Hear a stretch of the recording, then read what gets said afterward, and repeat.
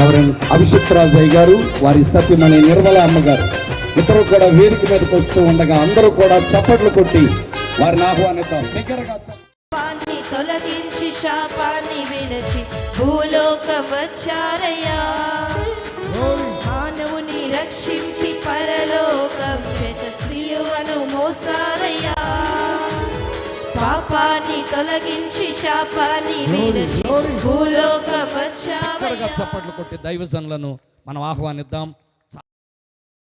ఎదిరించాలంటే దేవుడికి లోబడండి, అపవాది మీ యొద్ద నుండి పారిపోతాడు. దేవునికి స్తోత్రం చెప్పు.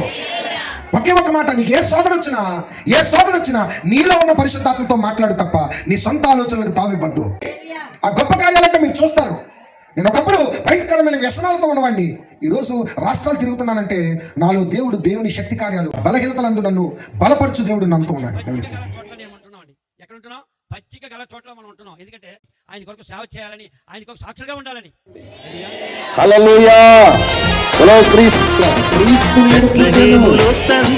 హృదయములలో జన్మించిన